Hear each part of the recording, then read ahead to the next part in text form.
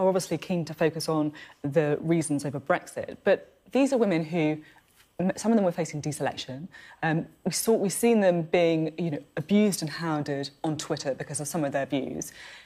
Is it a toxic atmosphere in the Conservative Party as well? And surely this is on your watch as party chairman. Well, let me just correct something there. None of them were subject to a deselection process. In this Parliament, no Conservative MP has been, and at this point in time, there are no Conservative MPs at risk of or going through a deselection process. It just formally isn't factually correct. There is actually, I do think, and I've spoken about this with you before in this programme, I think there is a growing toxic atmosphere online. Sarah Williston, outlined this challenge that's coming from some organisations on the right. They're not necessarily Conservative Party members, I have to say. We see it from the hard left, we've seen it from some on the hard right.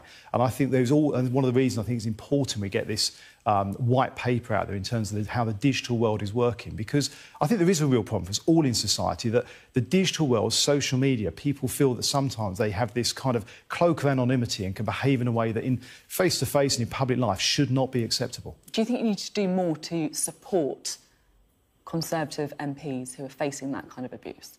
Well, we're always working with colleagues. I've been talking with colleagues over the last few days as well about what we can do. But what's the real answer here? Come on, do you think one of the challenges is when you've got people online, and actually in most of these cases, these are not Conservative Party members. Some of the examples that I've been shown over the last few weeks of you see of abuse, they're coming either from the hard left or from leave.eu. They're not Conservative Party. They don't stand for the principles we stand for, and we will not tolerate it. I have to say very clearly, if we see abuse or bullying within the Conservative Party, with Conservative Party members, activists, elected representatives, we will deal with it, and we have done at every opportunity.